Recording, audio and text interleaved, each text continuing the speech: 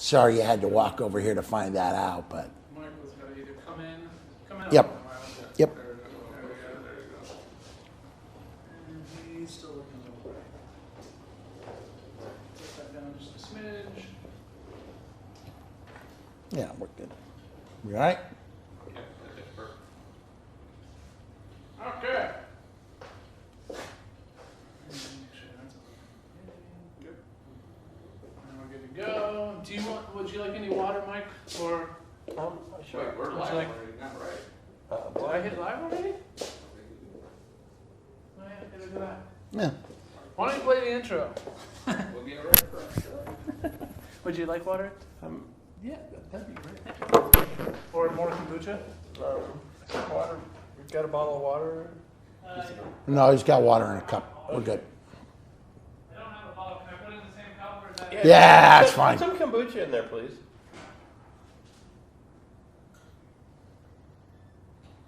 That old black magic has me under its spell.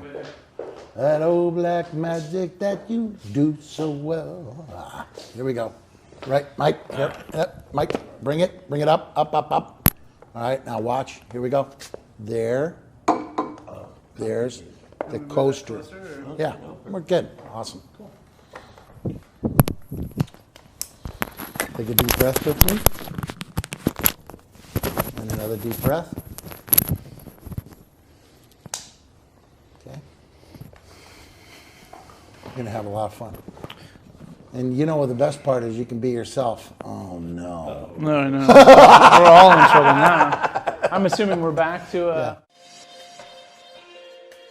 Welcome to We Are the Remedy, where each week we highlight a person from the community who embodies the idea of people helping people.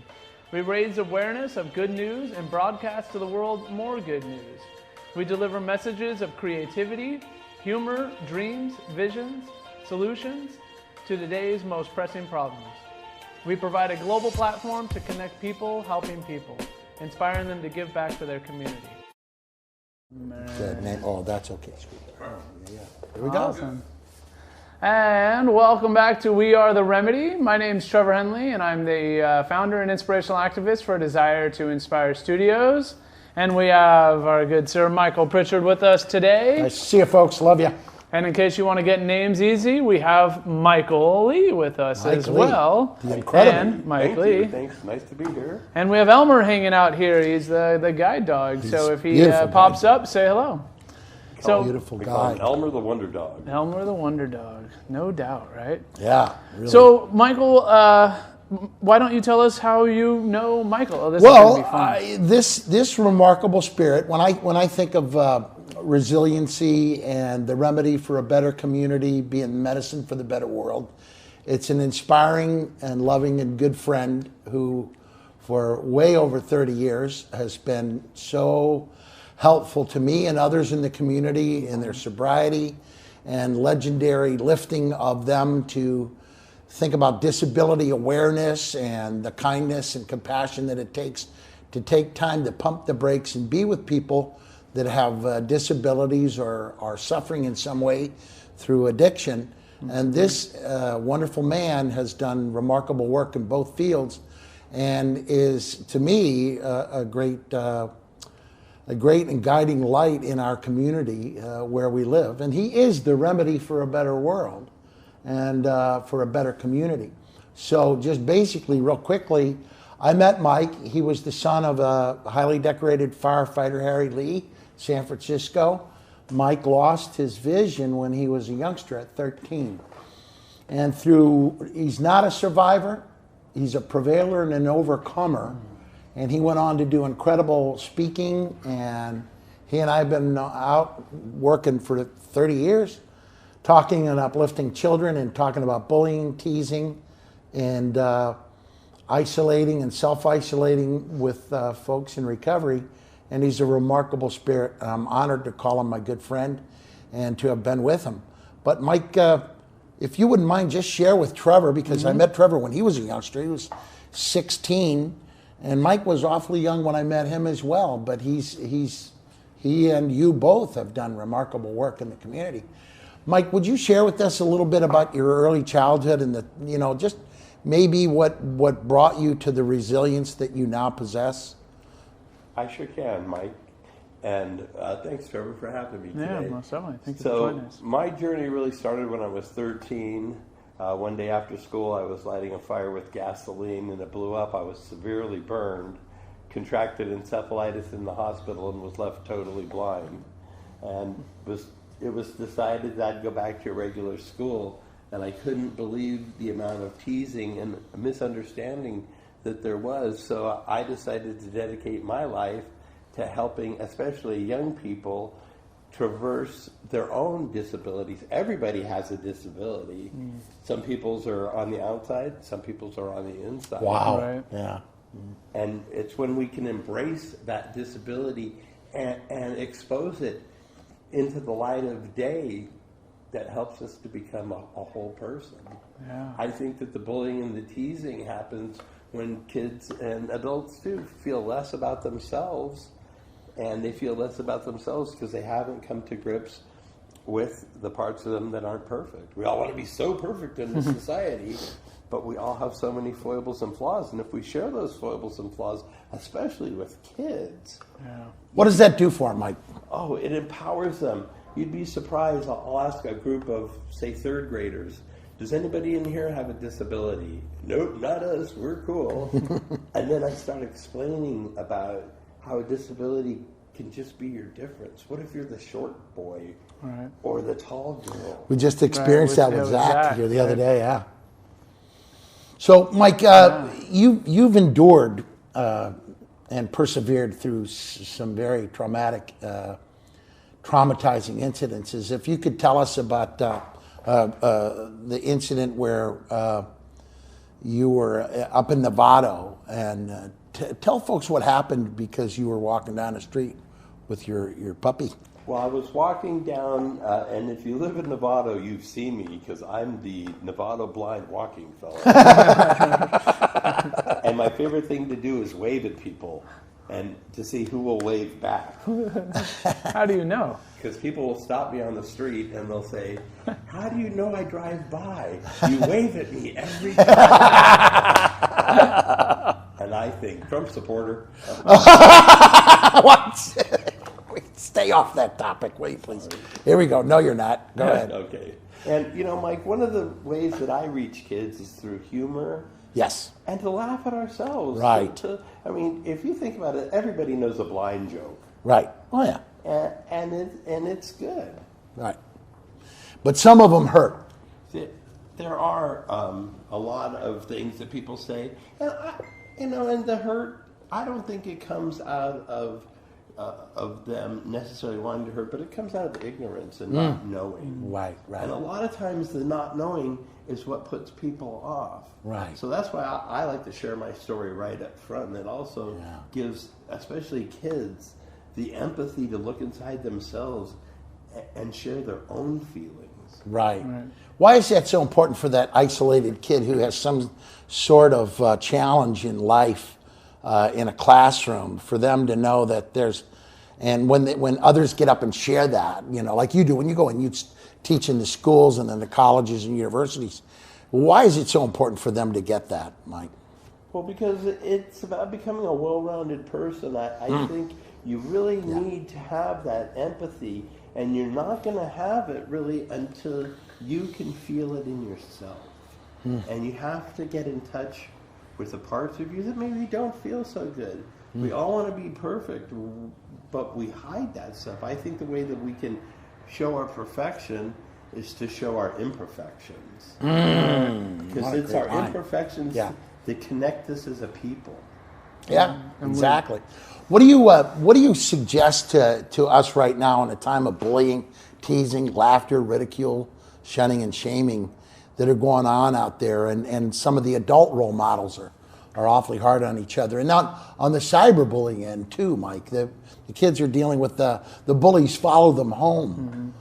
Right, and they're also, what I find is hurt people hurt people. Right.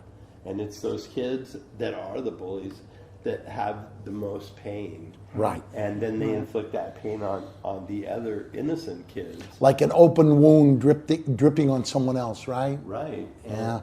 And how do we help them close, not just close the wound, we can cover a wound up, but how can we heal that wound from the inner soul out? Right. When I met Trevor, he was a kid at Sanford High. And we didn't have cyberbullying. I mean, we didn't have any of that stuff. I think we had AOL chat rooms at that point, but that's about the extent of it. When you're listening to him, how does it strike you? You know, what do you ask him now? Well, the first thing is the empathy, right? Like, and I love the statement of we're all trying to be perfect, right? I've learned that I'm perfect the way I am, however I am. Yeah. Like flaws and all. I know I'm flawed, but that's what makes me me. Right? But sharing where we need help or where we hurt connects us in different levels with people that we would have never connected if we didn't share it. Bridges of suffering that teach wisdom. Yeah. Aeschylus said, with every drop of pain on the human heart, wisdom grows. Yeah. Right? And with Mike, he's been traumatized, in a couple of incidences where we've had to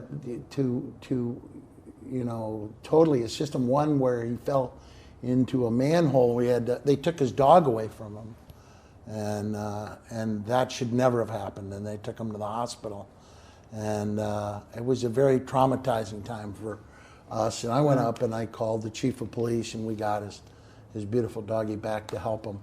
But what did you learn from that, Mike? What did you learn from having friends and people in the community who know and love your heart?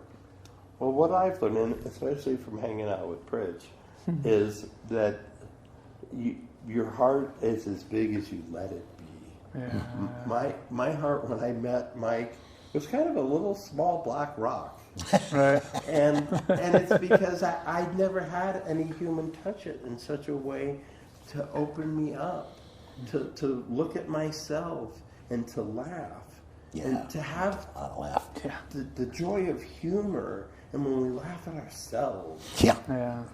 Plenty to laugh at there too. Right? Oh yeah. Right. I mean, do you find that in bullying, in your experience, either one of you, when you're talking to these kids about bullying, or bullies stand up and they say, "Hey, well, I've been a bully," are they like you said, they're hurt? They're more hurt. Right.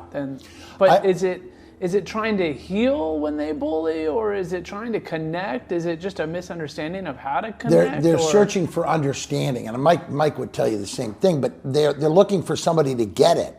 One of the kids got up in West Virginia in a coal mining town, and he said, "None of you people understand me." And he goes, "You don't get it. I could have been a good friend to any of you, but you've done nothing but make fun of my acne. You've talked about my dark jackets.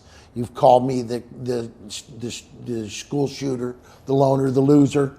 And he goes, "You don't know that you've missed out on a good friend, somebody who would have been loyal and loving and kind, because you were looking at the externals and not trying to understand the internals." And I was like, you can't get a better speech, right, Mike? Right. And so afterwards, what really scared me was, because we were in a really tough area of West Virginia, he goes, I said, "What do you do to maintain a sort of a balance?" He goes, "Well, I'm a state sniper school rifle expert, and I can shoot an ace of spades from 400 yards." And I was like, "Oh, I'm glad he didn't say that during the assembly. I'm glad he didn't bring that up during the assembly." Channeled his energy into learning A skill set, specific skill which set. was very in West Virginia is very, shooting and hunting and that kind of stuff. But I didn't judge him. I was just like thinking, wow, we don't know what rage we can trigger in the wrong person if they're not balanced. And this kid he had a good family, and they were loving to him. Of course, he had issues, but we have to help people with their triggers. Isn't that right, Mike? Right. And help them with the triggers to keep the fingers off the triggers. Exactly right. Wow. Good line, Michael. Well, and going today, I mean, it's probably more political or whatever than I want to get into, but like the school shootings, like we're almost becoming numb to them. Right. Because they're happening so often. Right. I don't even know where to take the next sentence. Well, do you remember this is how we met? Because it was Columbine. We were Columbine, and Right. C's Candies, Chuck Huggins and Warren Buffett and Chip Huggins, and they wanted to film a show called Saving Our Schools Right. from Hate and Violence. We did 2 episodes at San Marin High and then at San Rafael High. We learned remarkable stuff there from you young people. Right. And what got me was, that was 20 years ago. Yeah. And nothing's changed. In fact, we've had It's gotten 140 mass shooting incidents since January 1st. So this is January people 1st, of this year. 140 40 mass shooting shootings. incidents this year. Jesus. Right. And so what I'm trying to express to people is, these are people crying with bullets Yeah, no, instead of serious. tears that I say all the time. But Mike can tell you about that. When you're a little kid, can you imagine the angriest you were when you were a kid? When you're blind, you're getting teased and bullied and laughed at, ridiculed by other kids. And it was in a time that there wasn't that kind of compassion that we have now. And teachers weren't sometimes maybe looking out for you like they could have, right? Right. What was you doing to your internal anger, Mike? Well, I have to share one quick story. Sure. So Yeah. there was when I got back to junior high, and I could have gone to the special school for the blind, but I wanted to go to the junior high that was down the street, the one that I'd gone to before my accident. We all know how kind and caring kids in middle school. Nothing but hugs. Let me bring you to my bosom. Let us carry you so you can walk on your own. But what would happen is I'd be walking down the hallway with my cane, just trying to get by, and somebody would come up and spit in my face. Almost on a daily basis, this kid would spit in my face, and I was tough. I wouldn't let him see me be down or let it get to me, and I'd be like, I'm gonna fight. But I'd go home at night alone because I didn't have any parents to talk to about it, and I'd sit on my bed and I'd cry, and I'd wonder why me? Why does this horrible stuff have to happen to me? And I have to tell you what happened. So he continued, and I let him get closer and closer. And then one day I realized, and he spit on me, and I jumped on him. And I was going to beat the holy heck out of this kid. I wasn't going to take that from any small-minded little middle school kid. But when I grabbed him, I realized why he was doing it. He was the little tiny kid. He was the smallest kid in junior high. When I realized that, I stopped being mad. I started laughing. And I decided that I wanted to make this boy my friend. What was the internal mechanism for that, Mike? What was it in you that made you go, instead of to using all that anger to exact revenge, but going to the understanding and the wisdom of compassion? Well, it's when I realized his size, and I knew almost immediately, oh my gosh, this kid's getting teased. Yeah. And I think it was just the compassion that I developed because of my own situation, and going home every night and crying and wondering, why me? And then realizing instantly why he was doing it. Because he'd been teased every single day he'd been going to school. Wounded people wound people. And he saw a target. And I have to tell you, my buddy, his name was Joe. He just passed away last year, and he and I became friends after that, and we were friends for 50 years. Is Joe the one that was the little Joe guy was the little spitting guy you? that used to spit in my face. Say that one more time, that you guys became friends? We became friends. I invited him to be part of my crew, to hang out with us at lunchtime and to be a part of. Why was it important to forgive him, Michael? Oh, well, because if I don't forgive, it's my heart that gets black. It's my heart that holds the pain. Forgiveness is the key. Forgive yourself, and then you can forgive others. Forgive to live, live to forgive, right? So, wow, what a journey. And then... Oh, I was just going to say... Yeah. And that's what put me onto the path of what I'm doing and talking to kids and making a difference and going, and I share the most intimate parts of my life and growing up with young people so that they can get a feeling. Right. Why is self-disclosure so important? Not just in anti-bullying, but also in recovery, Mike. Why is self-disclosure? Just telling everybody who's in recovery and telling everybody who's in bullying situations and bullies. Why is it important to self-disclose? Because that pain shared is pain divided. That pain, and it's full disclosure, because you're disclosing that pain. You let it out. It's no longer trapped inside of you. And I know for me, what healed me, and yes, I'm still totally blind as a bat, but today I can sit here and tell you that I am healed. Yeah. Well, that bat that lives inside you has radar that's spiritual. And you're a remarkable spirit. You always have been. But, you know we love you. But I know, and I feel it.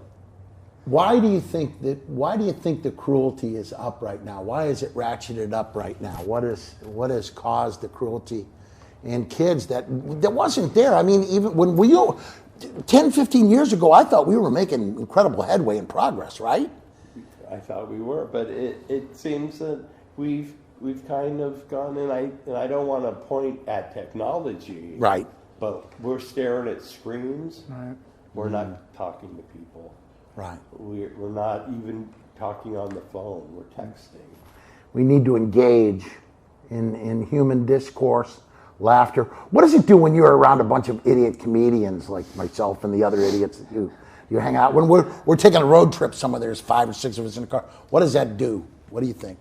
Oh, I love it. It's such a free chance to share ideas and hear stories. And I have to say that, so the first time that I met Mike, I'd seen his Power of Choice. I think I mentioned that, where Mike changed these gang kids, these kids that were tough and hard and didn't smile and didn't laugh because they didn't have anything to smile or laugh about. Yeah. And Mike comes in, and with his wit and wisdom, he breaks them down. And I watched that and I cried. I said, I got to meet this man. And 2 months later, he walked into my life. And I know that's my higher power doing things for me that I can't do. I mean, would you consider him a guardian angel? He's not only my mentor, but a guardian angel. And he's saved me so many times. Yeah. Just whenever I get down, I think of Mike. Now, what does the power of your guys' friendship do for both of you? Well, I think for me on a regular basis, if anybody comes to me and whines about their life, I take them to meet Mike, and I go, "You want to whine about something? Let me tell you about a young man that 2 times because of corporate."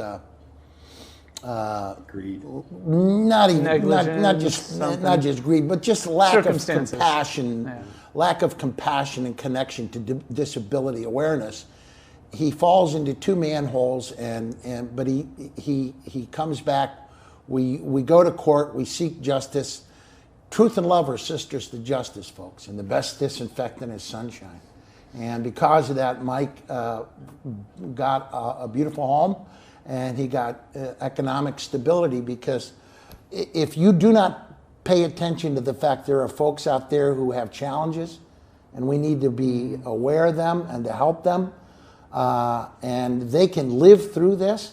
He could have been gone from our presence twice, but he yet endures and he uplifts. And even after these accidents, he's back out there strong, with Elmer, talking to the kids in the schools, going with me to the San Francisco Giants programs, and talking to kids about bullying and anti-bullying and disability awareness. But he is a prevailer. He's not a survivor. And he does incredible work with the kids. And so whenever I hear somebody get bitter or whiny or complain, I go, I want you to meet somebody. And I take him to meet Mike, and he softly and gently puts their head on straight again. If you want to sit around and be self-pitying, you can't do that around Mike Lee. Right, Mike? Yeah, I like to say, I'll trade you. Right. Let me put things into perspective, right? So what does the power of your friendship with Michael do for you? Oh, I have to say, when I fell into manhole. They took me to the hospital. I went blind in the hospital. Hospitals aren't my favorite. Right. And I'm in the hospital, and I want to go home. I mean, I hurt myself. I was in a lot of pain. I needed to stay in the hospital. Mike comes to the hospital, and I said, Mike, you have to get me out of here. I want to go home. And Mike put his face in my face, and he said, you're going to stay in the hospital until they release you. Yeah. And if anybody else had said that to me, I would have said, no, I'm leaving. Right. But when Mike said it, I knew that I needed to listen to the doctors and do what they were telling me. Yeah. So going back to one other thing, you started this by sharing your story of how you became blind. Right. And for me, it starts off with, I mean, and I'm assuming, but you were trying to light, what were you doing? Well, I was lighting a fire with gasoline in a fireplace. My dad was a San Francisco fireman, and he had sent me to the garage to get him some gasoline the night before so he could light a fire, because he's a trained professional. Right. When I handed him the gasoline, he looked right at me and he said, don't ever do this. Right. So what's the first thing you're going to do? I only heard do this. Yeah. I totally understand that. So that's what I was doing. So when you open up with that, I mean, to me, it means, hey, like I know that I'm an idiot on a regular basis, or I make mistakes on a regular basis, or my own ego gets in my way where, like yesterday, I failed for the first time as a photographer in 13 years, in my eyes. Yeah. Now, ultimately, I will figure it out. But you just opening up goes, hey, it's okay to make mistakes. Right. Yes. And how does that allow, I mean, by sharing and being raw, you guys have talked about this, but being raw and sharing your actual story and how you're human, Yes. how does that open up, how does that allow kids to open up even more? Well, I think if you share the deep parts of yourself, and I share funny stories, embarrassing stories, crazy stories, and I think I get the kids to laugh. And when they start laughing, their ears open up. Yeah. Right. Yeah. And the wall, Hearts open up. The hearts open up. The ears, the heart, the wall comes down. And if you can touch their heart with some love and just give them that spark. And they feel it. They do feel it. Kids are wise. Kids are very wise. They know authenticity and sincerity very well. Probably way better radar than adults. I was just going to say, so how do you get adults to open up and be sincere if they're used to not being? Well, I want Mike to tell the story about being on the airplane with your guide dog, and tell them the story about. This is hilarious. So I'm flying from San Diego to San Francisco, and they come to me and they said, I'm sorry, there's not room for your dog where we planned on you sitting, Southwest. And he said, is it okay if the dog rides in the cockpit with the pilot? And I said, sure. So I got pre-boarded. Everybody else gets on the airplane. Now you hear this loud commotion because here comes the pilot walking up the jetway with a seeing eye dog.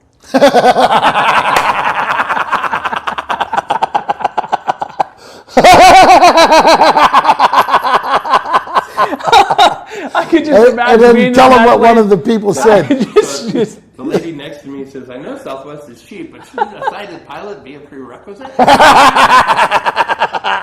oh, man. Classic, right? And when he tells these stories, he got in front of the FBI guys and at the FBI NA, and we were howling. Everybody was howling laughing at the Officers Club at the Presidio, and he can lift a room. And then he tells great classic stories of himself and his life. And when we went to the one gig, the lady said, "No, you guys can't come in here, and you're not allowed in." I said, "Ma'am," I pull out my badge. I go, "This is the law. We're allowed to come in. This is the law. The state of California. It's a guide dog." I said, "Well, I'm just gonna," and she walks away. And then when she came back, she had taken the order. I said, "Now, of course, the dog is gonna decide." And I started. Remember, he's blind. It's a guide dog. Oh, I'm sorry. I've never seen one before. So she goes over and she gets 2 menus.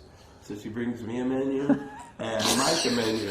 We just told her I'm blind, okay? And systems, And then Mike says, "Oh, you brought a menu for the dog to read." And so then I start going, "Woo, woo, Pesto pasta. 'Cause Steak and eggs. everybody in the restaurant. Oh, they were howling. She said, first she said, you can't bring your dog in here. They were aghast. Right. Then when she brought us each a menu, they were perplexed. Right. And then when Mike started reading the menu as the dog, they were just laughing. So how did that story end? Did she learn? Yes, well, you know, you because you can't- can't just tell someone that they were, Our intention is never to embarrass Of or course. humiliate. It's to use the community unity of shared funny moments to give the gift of enlightenment. You know, I always call it ICE. Intervene, confront, enlighten. And humor is the best way to do that. Right, Mike? Right, that's what I found. Is because people will see somebody with a disability Yeah. and be like, oh my gosh, that is so terrible. Yeah. Right. Well, no, it's kind of nice. I'm totally blind. Can I tell you some of the advantages of being totally blind? Yeah. You wake up, doesn't matter what time it is, day or night, you open your eyes, you go, good, it's still dark. You're getting rest. You don't have to worry about getting an upfront seat at the Giants game. That's nice. I requested obstructed view seating. Do you have anything behind a pole and near a concession stand? I'm assuming they said yes. Yeah, Yeah, of perfect. course. There you go. My seat was in the parking lot. So we are definitely running out of time, but this has been amazing. So one of the things that I want to do is, so how could we help you in getting out there to speak to more kids? Like where can we put you to? Well, Where can we get out there? They can get a hold of me through Mike. I live in Novato. My number's listed. Okay. I'm a community resource. I love to be tapped. We love to speak at Rotary clubs. Right. Okay. And all the service And organizations. he's an expert at disability awareness and humor, and which is great. Yeah. And he brings the laughter of enlightenment and the shared compassion and connection of community unity. Awesome. He's good at this. And you know what, folks? Thank you, Elmer. Elmer, his mutt is the greatest angel, and these dogs are gifts to humanity. And Guide Dog for the Blind right here in Centerville, it's a sanctuary. It's a sanctuary alone. Well, thank you very much. All right. I think from takeaway, if you don't share your story or something that's hurting you or you're enjoying today, Right. you're missing out on a huge opportunity to connect with someone and to laugh. Right. Folks, when we unburden and we share the wisdom of our suffering and sorrows and pain, other folks grow wise, not just about our suffering, but their own. They gain insight. I call it inner standing. Mike Lee, you are a good man, and we both love you. It was great having you as a guest on our show. Yeah. The Remedy.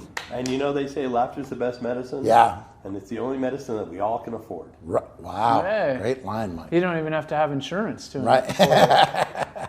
We won't Free go there. healthcare. Thank you very much for joining us at We Are the Remedy, and we will see you next week. And go out there, smile, share some stories, and be the remedy for a better future. Welcome to We Are the Remedy, where each week we highlight a person from the community who embodies the idea of people helping people. We raise awareness of good news and broadcast to the world more good news. We deliver messages of creativity, humor, dreams, visions, solutions to today's most pressing problems.